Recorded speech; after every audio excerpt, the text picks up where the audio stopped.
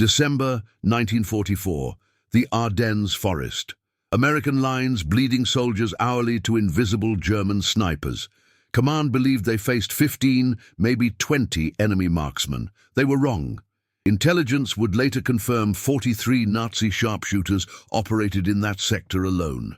Then, Sergeant Jack Morrison arrived with a Carabiner 98K slung over his shoulder, a captured German rifle, and everyone laughed. 6 days later, 28 enemy snipers were dead, and nobody was laughing anymore. December 12, 1944. 05:47 hours. Bastogne sector, Belgian Ardennes. Temperature 19 degrees. Sergeant Jack Morrison stepped off the supply truck into frozen mud, exhaling breath that crystallized instantly.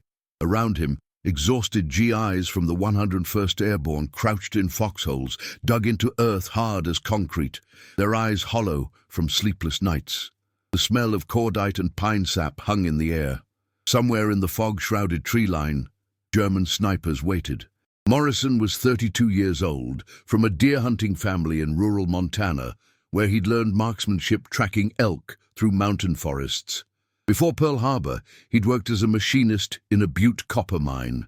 Now he carried a weapon that made every soldier stare. A Carabiner 98K, the standard German sniper rifle, complete with Zeiss optics. He'd taken it from a dead Wehrmacht marksman 3 weeks earlier near Aachen. "The hell is that, Sarge?" Private Eddie Kowalski called out, his Chicago accent sharp with disbelief. "You brought a Kraut rifle to the party?" Morrison set down his pack methodically, checking the rifle's action with practiced hands. "It's a tool," he said quietly. "Tools don't have nationalities." Laughter rippled through the foxholes. Lieutenant Charles Brennan, a West Point graduate who'd commanded the platoon for 6 weeks, approached with visible irritation. "Sergeant, Army regulations require U.S.-issued weapons. That German rifle is unauthorized equipment. You'll turn it in to supply and draw a standard M19903 Springfield." "With respect, sir, the Springfield's accuracy drops significantly past 500 yards in these conditions. The K98K maintains .7 MOA at 600 yards, even in sub-freezing temperatures. The Zeiss scope has superior light-gathering capability for dawn and dusk engagements. Every technical advantage matters when the enemy controls the high ground." Brennan's jaw tightened. "I don't care about your theories, Sergeant. Protocol exists for reasons. Supply chain, ammunition compatibility, maintenance—" "Sir," Corporal James Dutton interrupted, pointing toward the eastern tree line. "We just lost another man. Sniper, third one this morning." The laughter died instantly. Morrison watched medics sprint toward a foxhole where a soldier lay motionless, a single round having found the gap between helmet and collar. Clean kill, professional work. The shot had come from approximately 400 yards, fired from elevated position, probably from one of the dense pine clusters overlooking the American positions.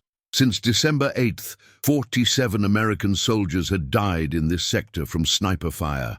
Not artillery, not machine guns. Individual marksmen, invisible and precise, systematically eliminating officers, radiomen, medics, anyone whose death would degrade unit cohesion. Battalion intelligence estimated 15 to 20 enemy snipers. Morrison knew better. The kill patterns, timing, and angles suggested something far more organized. He'd spent 3 days studying after-action reports before volunteering for this assignment. The German snipers operated in coordinated teams, communicating through prearranged signals, rotating positions after each kill to avoid counter-sniper fire. They exploited the Americans' doctrinal rigidity.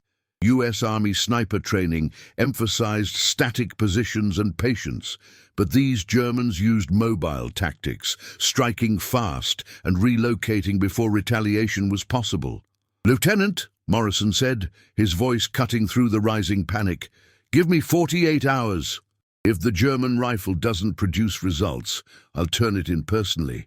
Brennan studied him for a long moment. Around them, soldiers whispered nervously, scanning the tree line for threats they couldn't see. Another distant crack echoed through the forest. Someone screamed. The casualty count was climbing toward 50. "48 hours, Brennan finally agreed, but you operate under observation. Corporal Dutton will accompany you as spotter. Any deviation from orders and you're done." Morrison nodded once, already moving. He'd identified 3 likely sniper positions from studying the kill angles, 2 in the northern pine clusters, 1 near the abandoned farmhouse 800 yards east. The Germans were good, but they'd made one mistake. They assumed American counter-snipers would follow U.S. Army doctrine, which mandated specific positioning protocols and engagement distances. That night, Morrison didn't sleep.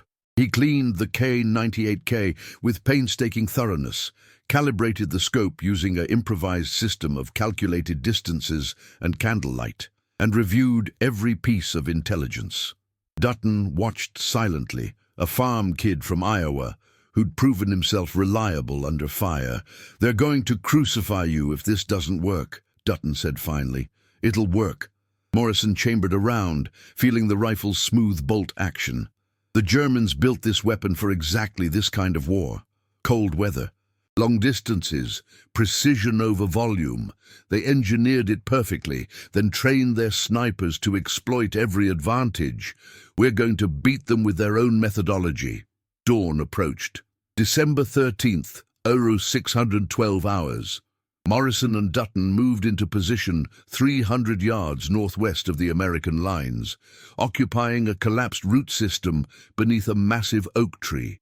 The location violated every U.S. Army sniper doctrine: too exposed, too close to enemy territory, inadequate fallback routes. Exactly why the Germans wouldn't expect it. Through the Zeiss scope, Morrison glassed the tree line methodically. 43 Nazi snipers controlled these woods, and each one represented American lives saved.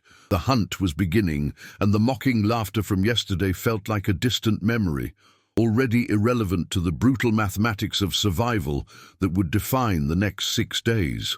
December 13th, 1944, 0847 hours. Morrison's breath formed minimal condensation as he lay motionless beneath the oak tree's root system. The K-98K's stock pressed against his shoulder. Dutton beside him tracked wind speed using a handheld anemometer salvaged from a downed aircraft. 8 mph, gusting to 12. Temperature had dropped to 16 degrees Celsius. Visibility 200 yards in fog that clung to the forest floor like smoke. The first kill came at 0923 hours. Morrison had been watching a specific pine cluster for 90 minutes when he detected movement, not the sniper himself, but disturbed frost falling from a branch 20 feet above ground. Most observers would have dismissed it as wind or an animal. Morrison understood it as displacement from a human repositioning weight. He adjusted his scope elevation 2 clicks, compensated for wind drift, and waited. At 0923, the German sniper shifted to acquire a target in the American lines. For exactly 3 seconds, his outline became visible through the pine needles, a shadow against shadow, barely distinguishable, but enough. Morrison's shot broke clean. The 7.92 57mm Mauser round traveled 412 yards, striking the target center mass. The German fell without sound, his own rifle tumbling from the tree and landing in snow with a muffled thump. "Confirmed kill," Dutton whispered, logging the details with mechanical precision. "Target 1, distance 412 yards, time 0923. They relocated immediately, moving 400 yards south to a position inside a collapsed supply shed. Morrison had pre-scouted 6 different locations, understanding that survival depended on unpredictability. The Germans would respond to that first kill with immediate counter-sniper operations. Standard Wehrmacht doctrine called for triangulating the shot's origin and deploying 3-man hunter teams. He was counting on it. At 11:47 hours, Morrison spotted the hunter team moving through dead ground southeast of the original position, exactly where he'd anticipated. 3 German snipers, advancing in tactical formation, searching for an American who was no longer there. They moved with professional discipline, using terrain masking and mutual cover, but they'd made a critical assumption that U.S. Army snipers followed predictable doctrine. Morrison engaged the trailing sniper first, understanding that the leader and point man would instinctively seek cover forward, exposing their backs momentarily. The K-98K cracked once, target down. The remaining two Germans dove for cover exactly as predicted. Morrison shifted aim 8 degrees left. Second shot. Another target eliminated. The third German made a fatal error. He attempted to return suppressive fire toward Morrison's muzzle flash, revealing his position. Third shot. The Hunter team was neutralized in 47 seconds. 4 kills. First day. The American casualty rate in the sector dropped from 8 soldiers per day to 3. December 14th brought winter storm conditions. Wind speeds up to 22 mph, visibility reduced to 100 yards, temperature at 11 degrees. Most snipers would have ceased operations. Morrison understood that the Germans would think the same way, which meant they'd lower their guard fractionally. He operated from 0600 to 1830 hours, scoring 6 confirmed kills under conditions that should have made precision shooting impossible. He compensated for wind drift using mathematical calculations he'd developed hunting Montana elk in blizzard conditions, adjusting his holds based on mirage effects and snowflake trajectory. The German snipers began to realize something had fundamentally changed. Radio intercepts translated by intelligence officers revealed confusion in enemy communications.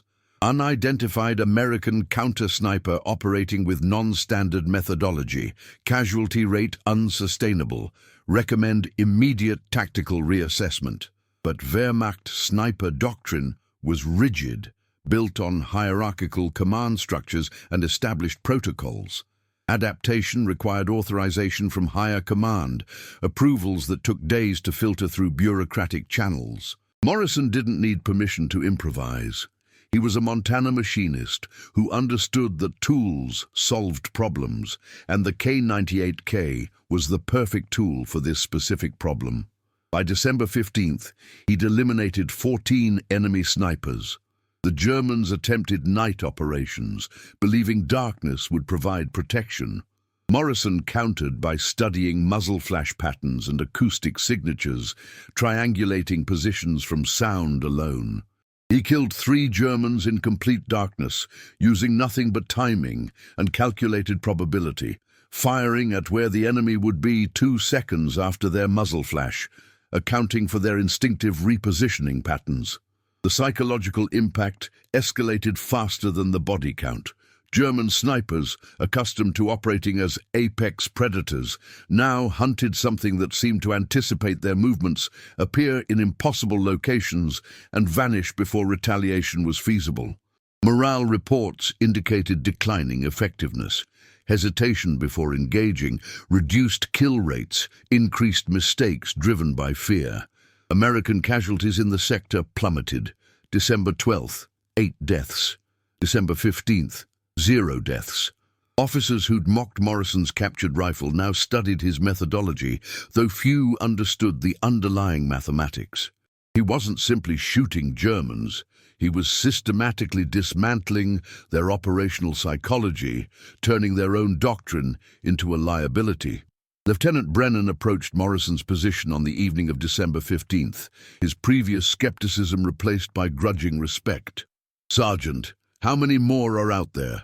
Morrison was cleaning the K-98K with meticulous care, using German rifle oil salvaged from his first kill. "Based on pattern analysis and engagement rates, I estimate 29 remaining active snipers in this sector. I've eliminated 14. That leaves a significant operational force. Can you neutralize all of them?" "Sir, I can eliminate every target that presents itself within effective range. But the real question isn't capacity, it's time. The longer this continues, the more the Germans will adapt. Eventually, they'll stop following doctrine and start thinking creatively. When that happens, the advantage equalizes." Morrison understood warfare as pragmatic mathematics, rates of attrition, probability calculations, diminishing returns. He had 48 hours remaining in his self-imposed deadline, and at least 29 targets still operated in the sector. The next 2 days would determine whether American innovation could overcome German doctrine before doctrine evolved into something more dangerous. December 16th, 1944. 05:34 hours. Inside a commandeered Belgian farmhouse 4 kilometers east of the American lines, Hauptmann Friedrich Weber studied reconnaissance photographs with mounting frustration. Weber commanded the 2nd Battalion Sniper Detachment, 43 specialists selected from the Reich's finest marksmen. In 4 days, he'd lost 14 men to a single American shooter. "It's impossible," Oberfeldwebel Klaus Richter insisted, his Bavarian accent thickened by stress. "One man cannot eliminate 14 trained snipers in 96 hours. The Americans must have deployed a specialized team." Weber wanted to believe that, but the ballistics evidence told a different story. Every kill attributed to the mystery American came from the same weapon, a captured K-98K, identified by unique rifling characteristics in recovered bullets. 1 rifle, 1 shooter, 14 dead Germans. The reports documented something that violated every principle of Wehrmacht sniper doctrine. The American appeared simultaneously in multiple locations, separated by distances that should require hours to traverse. He engaged targets at ranges from 180 to 687 yards, a versatility that suggested either supernatural luck or comprehensive tactical mastery. He operated effectively in darkness, fog, snowstorm, and clear conditions, adapting methodology to circumstances with fluid precision. Most disturbing, he predicted German responses with uncanny accuracy. When Weber deployed hunter-killer teams, the American ambushed them using their own approach vectors. When German snipers relocated to secondary positions following standard protocol, the American was already watching those locations. It was as if he understood Wehrmacht doctrine better than the Germans themselves. "He's using our own rifle," Weber said slowly, realization crystallizing. "He's not fighting as an American. He's fighting as a German sniper would fight if freed from our own regulations." Richter stared. "What do you mean?" "Our doctrine is superior. The K-98K's engineering, the training methodology, the tactical protocols, all superior to American equivalents. But doctrine creates predictability. This American learned our system, then applied it without institutional constraints. He has all our advantages, plus the flexibility we've sacrificed for organizational cohesion." The irony was bitter. German sniper training emphasized discipline, systematic methodology, and hierarchical command. These created devastating effectiveness, until facing an adversary who'd internalized those same principles but operated outside the bureaucratic framework. Weber had requested permission to implement counter-tactics 3 days ago. The approval was still pending, delayed by command channels that prioritized protocol over urgency. December 16th, day 47 hours. The Americans struck again. Gefreiter Hans Müller, a 24-year-old from Stuttgart with 31 confirmed kills, died instantly from a headshot at 542 yards while occupying a position that should have been invisible from American lines. Weber studied the trajectory analysis with cold dread.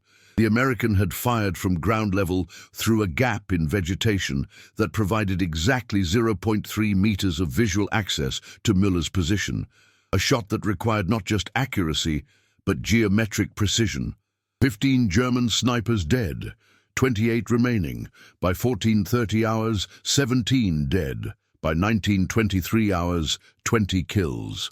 The American was accelerating, and Weber understood why. He was exploiting German inflexibility. Each kill forced remaining snipers into secondary and tertiary positions that followed predictable patterns established by doctrine. The American had mapped those patterns and was systematically checking each location. "Pull back," Weber ordered, making a decision that would likely end his career. "All remaining snipers withdraw to positions 3 kilometers east, immediately."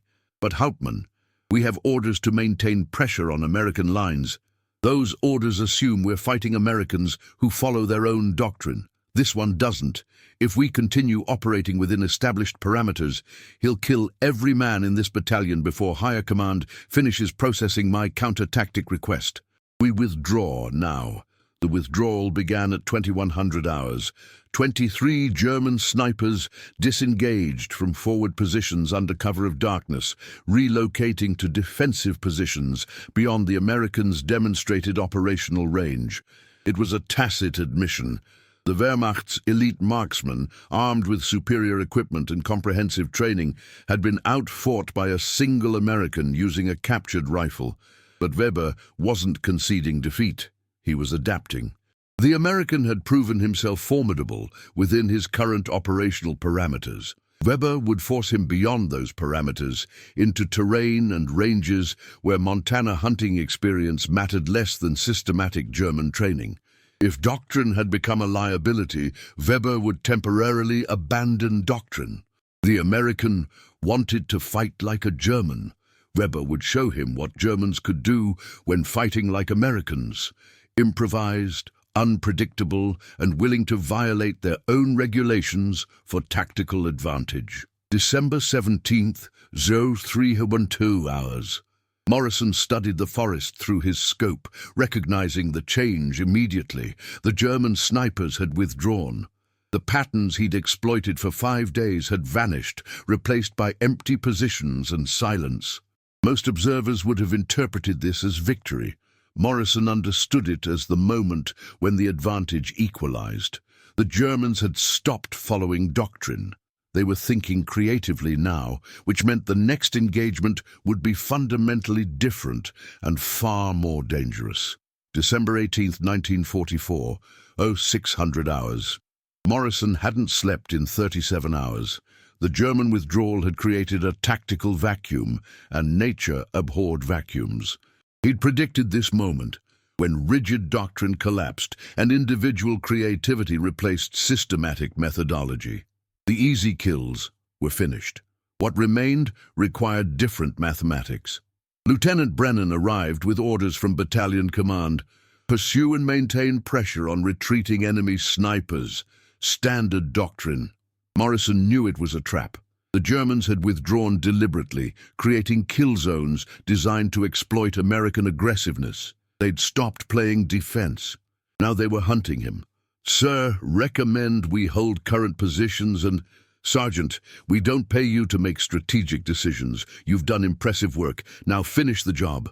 Morrison recognized the institutional rigidity he'd exploited in the Germans, now constraining his own operations. But orders were orders. He moved forward with Dutton, advancing into the forest's eastern sectors where German snipers had repositioned. The terrain became denser, sight lines shorter, advantages equalized. At 8:47 hours, Morrison encountered Hauptmann Weber. They never saw each other. In sniper warfare, visibility meant death. But Morrison recognized the tactical signature immediately. A German sniper positioned in triple redundant cover with overlapping fields of fire, exploiting shortened ranges that negated the K-98K's long-distance advantages. Morrison was 240 yards from the position, well within the Germans' effective range, but unable to acquire a clean shot. For 90 minutes, they waited.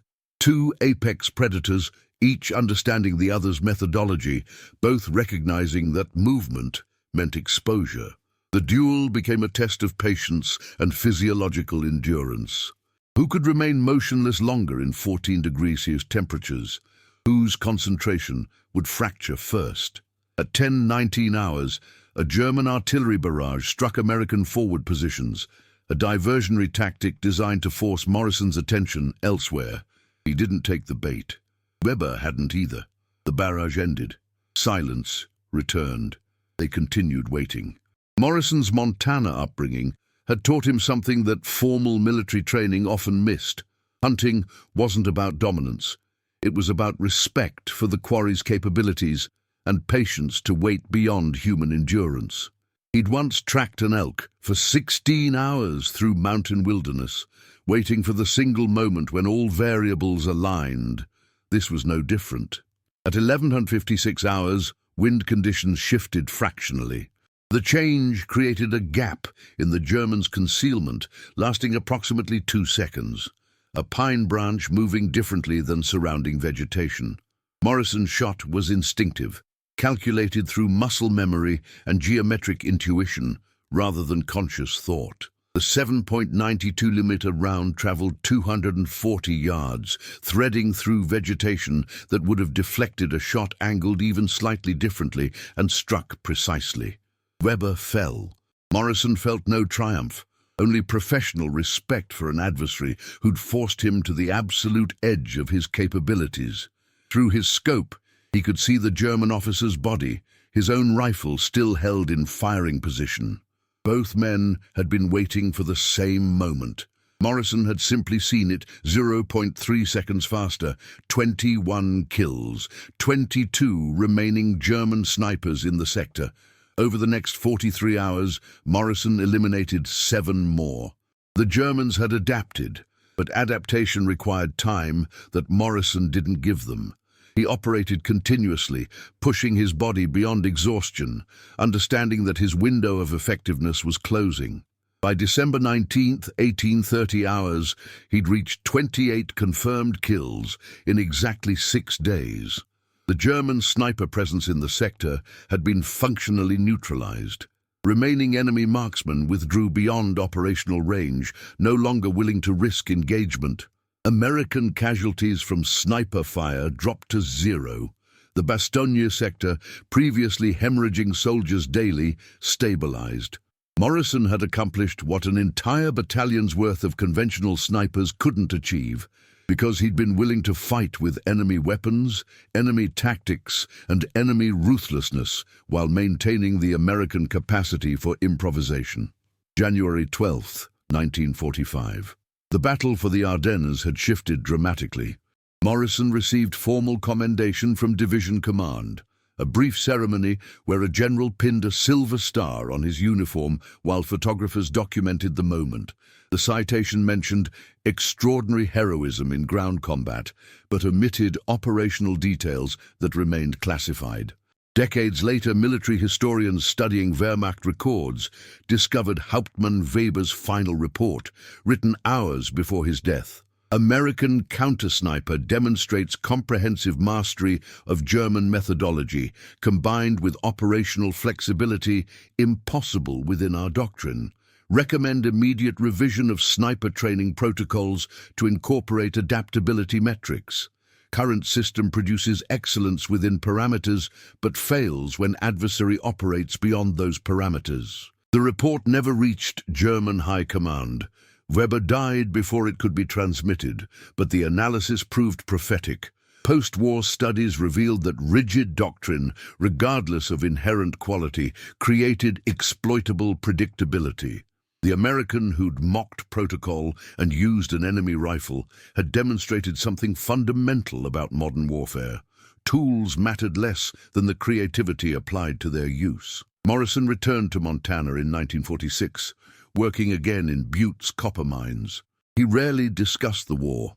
When asked about the captured German rifle, he'd respond simply, "It was a good tool, did what needed doing." The K98K was donated to a military museum in 1967, displayed with a plaque noting, "Used by Sergeant Jack Morrison, 28 confirmed kills, December 1944. The rifles beside it were American-made Springfields, regulation equipment carried by soldiers who'd followed doctrine.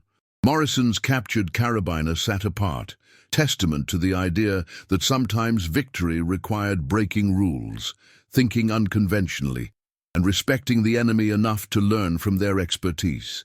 In 6 days of brutal mathematics and geometric precision, one Montana machinist had proven that innovation under pressure could overcome institutional rigidity, and that the true weapon wasn't the rifle, but the mind that aimed it. That's the story of Sergeant Jack Morrison, the American sniper who turned mockery into legend with 28 confirmed kills in just 6 days using a captured German rifle. If you found this story powerful, hit that subscribe button and ring the notification bell so you never miss another untold tale of American courage. What's your take on his decision to use enemy equipment? Drop your thoughts in the comments below. I read every single one. Thanks for watching, and remember, sometimes the greatest victories come from those brave enough to break the rules.